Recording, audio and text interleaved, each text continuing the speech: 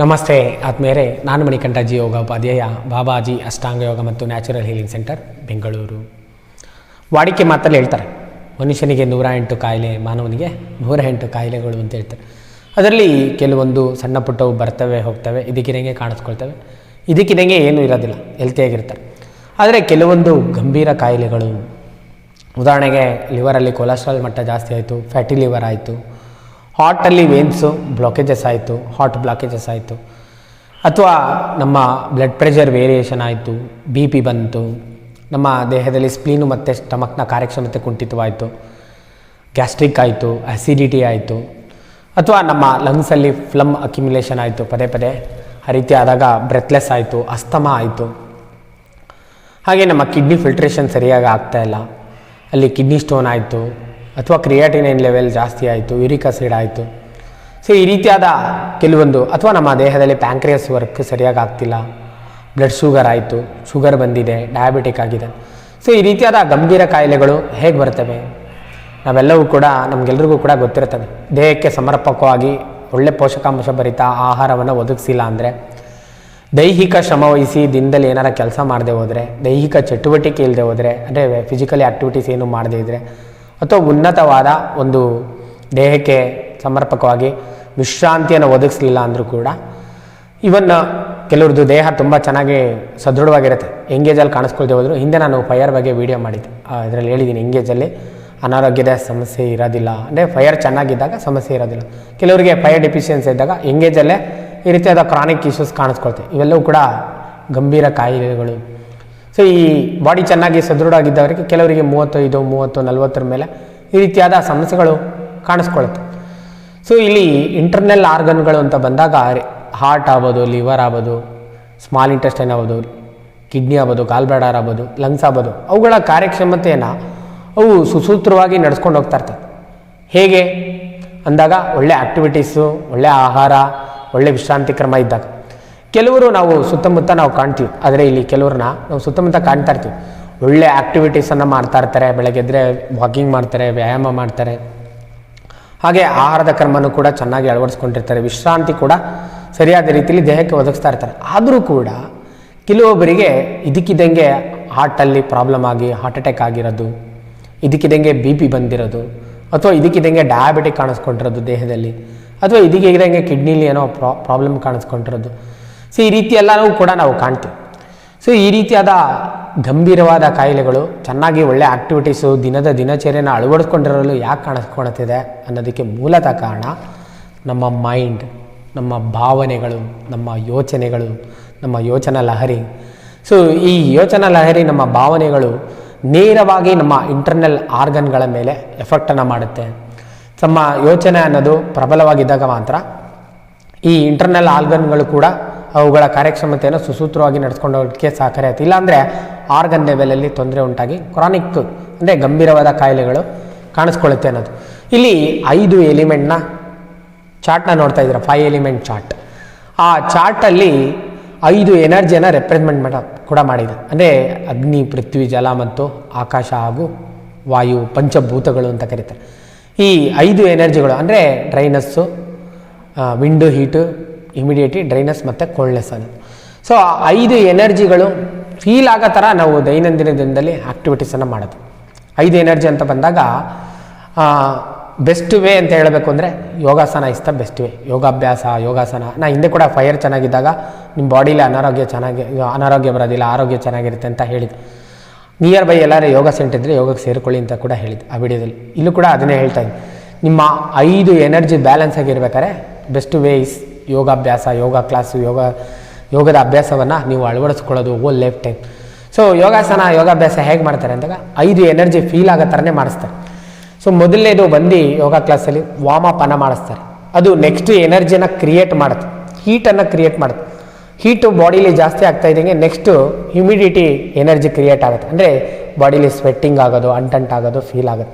ತದನಂತರ ಕೊನೆಯಲ್ಲಿ, ಸೊ ನೋಡಿ, ವಾರ್ಮ್ ಅಪ್ ಎಕ್ಸಸೈಸ್ ಆಯಿತು, ಬಾಡಿಲಿ ಹೀಟ್ ಕ್ರಿಯೇಟ್ ಆಯಿತು, ಕೆಲವು ಆಸನಗಳೆಲ್ಲ ಮಾಡಿದ್ಮೇಲೆ, ಆಮೇಲೆ ಬಾಡಿಲಿ ಸ್ವೆಟ್ಟಿಂಗ್ ಆಯಿತು, ಹ್ಯುಮಿಡಿಟಿ ಎನರ್ಜಿ ಅನ್ನೋದು ಕ್ರಿಯೇಟ್ ಆಯಿತು. ತದನಂತರ ಪ್ರಾಣಾಯಾಮನೋ ಧ್ಯಾನವನ್ನು ಮಾಡಿದಾಗ ಆ ಸ್ವೆಟ್ಟಿಂಗ್ ಎಲ್ಲ ಡ್ರೈ ಆಗುತ್ತೆ, ಅದು ಡ್ರೈನೆಸ್ ಎನರ್ಜಿ. ತದನಂತರ ಕೊನೆಯಲ್ಲಿ ಶವಾಸನ, ಶವಾಸನ ಮಾಡಿದಾಗ ಕೋಲ್ಡ್ನೆಸ್ ಎನರ್ಜಿಯನ್ನು ನಾವು ಫೀಲ್ ಮಾಡ್ಬೋದು. ಈ 5 ಎನರ್ಜಿ ಫೀಲ್ ಆಗೋ ಥರ ದೈನಂದಿನ ದಿನದಲ್ಲಿ ಮೊಟ್ಟಮೊದಲನೇದಾಗಿ ಒಂದು ಸಮರ್ಪಕವಾದ ದೇಹಕ್ಕೆ ವ್ಯಾಯಾಮವನ್ನು ಒದಗಿಸ್ತಕ್ಕಂಥದ್ದು ಯೋಗಾಭ್ಯಾಸದ ಮುಖ್ಯನ. ತದನಂತರ ಹಿಂದೆ ಹೇಳಿದ ನಮ್ಮ ಇಂಟರ್ನಲ್ ಆರ್ಗನ್ಗಳ ಮೇಲೆ ನಮ್ಮ ಯೋಚನೆಗಳು, ನಮ್ಮ ಭಾವನೆಗಳು ನೇರವಾಗಿ ಹಾನಿಯನ್ನು ಮಾಡುತ್ತೆ, ದುಷ್ಪರಿಣಾಮ ಬೀರುತ್ತೆ ಅಲ್ಲಿಂದ ಅಂತ. ಸೊ ಆ 5 ಎಲಿಮೆಂಟು ಚಾರ್ಟನ್ನು ಮತ್ತೊಮ್ಮೆ ನೋಡಿ.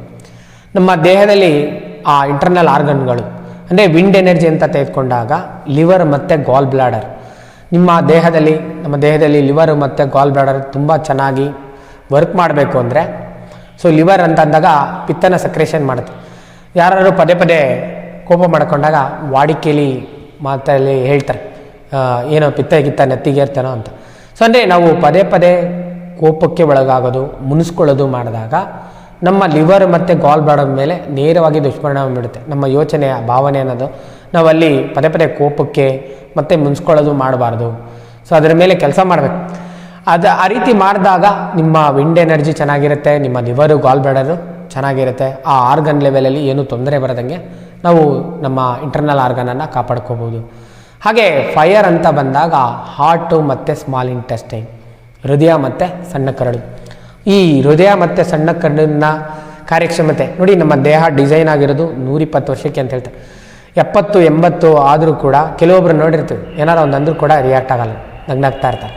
ಸೊ ನೀವು ಹಾರ್ಟು ಮತ್ತು ಸ್ಮಾಲ್ ಇಂಟೆಸ್ಟೈನ್ ಚೆನ್ನಾಗಿರಬೇಕು. ನಮ್ಮ ಕೌಟುಂಬಿಕ ವಾತಾವರಣದಲ್ಲಾಗ್ಬೋದು, ಸ್ನೇಹಿತ ವರ್ಗದಲ್ಲಾಗ್ಬೋದು, ವ್ಯವಹಾರದಲ್ಲಾಗ್ಬೋದು, ಹೊರಗಡೆ ಆಗ್ಬೋದು, ಅಲ್ಲೆಲ್ಲವೂ ಕೂಡ ನಾವು ತಕ್ಷಣದಲ್ಲಿ ರಿಯಾಕ್ಟ್ ಆಗಬಾರ್ದು. ತಕ್ಷಣದಲ್ಲಿ ರಿಯಾಕ್ಟ್ ಆಗಿದಾಗಲೇ ನಿಮ್ಮ ಇಂಟರ್ನಲ್ ಆರ್ಗನ್ಗಳು ತೊಂದರೆಗೊಳಗಾಗುತ್ತೆ. So heart small intestine fire ಎನರ್ಜಿಯನ್ನು ರೆಪ್ರೆಸೆಂಟ್ ಮಾಡುತ್ತೆ. ನಿಮ್ಮ ಹಾರ್ಟ್ ಚೆನ್ನಾಗಿರಬೇಕು, ಸ್ಮಾಲ್ ಇಂಟೆಸ್ಟೈನ್ ಚೆನ್ನಾಗಿರಬೇಕು ಅಂದರೆ ನೀವು ಸದಾಕಾಲದಲ್ಲಿ ನಗ್ನಗ್ತಾ ಇರೋದು, ಆನಂದದಿಂದ ಇರೋದು, ಉತ್ಸಾಹಕತೆಯಿಂದ ಇರೋದು, ಉಲ್ಲಾಸದಿಂದ ಇರೋದು ಮಾಡಿದಾಗ ಹಾರ್ಟು ಮತ್ತು ಸ್ಮಾಲ್ ಇಂಟೆಸ್ಟೈನು ಚೆನ್ನಾಗಿರುತ್ತೆ. ಅದೇ ರೀತಿ ಇಮ್ಯುನಿಟಿ ಎನರ್ಜಿ ಅಂತ ಹೇಳಿದೆ. ಇಮ್ಯುನಿಟಿ ಎನರ್ಜಿ ಅಂದಾಗ ಸ್ಪ್ಲೀನು ಮತ್ತು ಸ್ಟಮಕ್ಕು ತುಂಬ ಚೆನ್ನಾಗಿರಬೇಕು. ಅವುಗಳ ಕಾರ್ಯಕ್ಷಮತೆ ಕುಂಠಿತವಾಗಬಾರ್ದು, ಗ್ಯಾಸ್ಟ್ರಿಕ್ ಆಗಬಾರ್ದು, ಆ್ಯಸಿಡಿಟಿ ಆಗಬಾರ್ದು ಅಂದಾಗ ತುಂಬ ಯೋಚನೆ ಮಾಡಬಾರ್ದು. ನೋಡಿ, ಇದರಲ್ಲಿ ಓವರ್ ಥಿಂಕಿಂಗ್ ಅಂದಿದೆ. ಓವರ್ ಥಿಂಕ್ ಮಾಡೋದು, ಹಂಗಿರ್ಬೇಕಾಯ್ತು, ಹಿಂಗಾಗಬೇಕಾಯ್ತು, ಹಿಂಗೆ ಆಗಬೇಕಾಯ್ತು, ಹಿಂಗಿದ್ರೆ ಚೆನ್ನಾಗಿರ್ತಾಯಿತ್ತು, ಈ ರೀತಿ ತುಂಬ ಯೋಚನೆಗಳನ್ನು ಮಾಡೋದು. ಓವರ್ ಥಿಂಕ್ ಮಾಡಿದಾಗ ನಮ್ಮ ಸ್ಪ್ಲೀನು ಮತ್ತು ಸ್ಟಮಕ್ಕು ಎನರ್ಜಿ ಲೋ ಆಗುತ್ತೆ. ಹಾಗೆ ಡ್ರೈನಸ್ ಎನರ್ಜಿ ಅಂತ ಬಂದಾಗ ಲಂಗ್ಸ್ ಮತ್ತು ಲಾರ್ಜ್ ಇಂಟೆಸ್ಟೈನ್. ಲಂಗ್ಸ್ ಏನು ಮಾಡುತ್ತೆ, ಉಸಿರು ತೆಗೆದುಕೊಂಡು ಉಸಿರು ಹೊರಹಾಕ್ತಾ ನಮ್ಮ ದೇಹದಲ್ಲಿರ್ತಕ್ಕಂಥ ಟಾಕ್ಸಿಸನನ್ನು ಅಂದರೆ ಗ್ಯಾಸಿಯಸ್ ವೇಸ್ಟನ್ನು ಹೊರ ಹಾಕ್ತಾ ಇರ್ತದೆ. ಲಾರ್ಜ್ ಇಂಟೆಸ್ಟೈನ್ ಏನು ಮಾಡ್ತಾ ಇರುತ್ತೆ, ಸಾಲಿಡ್ ವೇಸ್ಟನ್ನು ದೇಹದಿಂದ ಹೊರ ಹಾಕ್ತಾ ಇರ್ತದೆ. ಮೋಷನ್ನ ಮುಖಾನ, ಮಲದ ಮುಖಾನ ಆ ಕಾರ್ಯವನ್ನು ಮಾಡ್ತಾ ಇರ್ತಾರೆ ಲಾರ್ಜ್ ಇಂಟೆಸ್ಟೈನ್. ಈ ಎರಡೂ ಕೂಡ ಸುಸೂತ್ರವಾದಾಗ ಅದನ್ನು ಡ್ರೈನಸ್ ಎನರ್ಜಿ ಅಂತ ಕರೀತಾರೆ. ನಿಮ್ಮ ಲಂಗ್ಸ್ ಮತ್ತು ಲಾರ್ಜ್ ಇಂಟೆಸ್ಟೈನ್ ಎರಡೂ ಕೂಡ ತುಂಬ ಚೆನ್ನಾಗಿರಬೇಕು. ಲೈಫ್ ಟೈಮ್ ಅದರ ಕಾರ್ಯಕ್ಷಮತೆ ಕುಂಠಿತವಾಗಬಾರ್ದು ಅಂದರೆ ದುಃಖಕ್ಕೆ ಒಳಗಾಗೋದು, ಪದೇ ಪದೇ ಯಾವುದೇ ವಿಚಾರದ ಆಧಾರಕ್ಕೆ ದುಃಖಕ್ಕೊಳಗಾಗೋದು, ಪದೇ ಪದೇ ನಾವು ದುಃಖಕ್ಕೊಳಗಾಗೋದು, ಆತಂಕಕ್ಕೊಳಗಾದಾಗ ಮಾಡಿದಾಗ ನಮ್ಮ ನಮ್ಮ ಲಂಗ್ಸು ಮತ್ತು ಲಾರ್ಜ್ ಇಂಟೆಸ್ಟೈನು ಹಾನಿಗೊಳಗಾಗುತ್ತೆ. ಯಾವುದೇ ವಿಷಯದ ಪ್ರತಿಶತ ದುಃಖಕ್ಕೆ ಒಳಗಾಗಬಾರ್ದು. ಬುದ್ಧರ ಒಂದು ಮಾತಿದೆ, ಬುದ್ಧರು ಹೇಳ್ತಾರೆ, ನೆನ್ನೆದನ್ನು ನೆನೀಬಾರ್ದು. ನೆನ್ನೆದು ಪದೇ ಪದೇ ನೆನೆಸ್ಕೊಂಡಾಗ ನೆನ್ನೆ ಏನೋ ಅಹಿತಕರ ಘಟನೆ ನಡೆದಿರ್ತದೆ, ಅದು ಮಲಗಿಸಿ ಬಂದಾಗ ನಮ್ಮ ಮೈಂಡ್ ಬಂದಾಗ ದುಃಖ ಉಂಟು ಮಾಡುತ್ತೆ. ಮತ್ತು ನಾಳೆದು ಬಗ್ಗೆಗೂ ಕೂಡ ಆಶಾ ಗಾಳಿಗೋಪುರನ ಕಟ್ಟಬಾರ್ದು, ಅದು ಆತಂಕ ಉಂಟು ಮಾಡುತ್ತೆ. ನಾಳೆ ಹೇಗೋ ಏನೋ, ಮುಂದೇನೋ ಎತ್ತೋ ಅಂತ. ಸೊ ಹಾಗಾಗಿ ಪ್ರೆಸೆಂಟಲ್ಲಿರೋದು ಆನಂದವನ್ನು ಉಂಟು ಮಾಡುತ್ತೆ ಅಂತ ಬುದ್ಧರು ಹೇಳ್ತಾರೆ. ಹಾಗಾಗಿ ಪ್ರತಿದಿನಾನ ಉತ್ಸಾಹಕತೆಯಿಂದ ಕಳೆಯೋದು.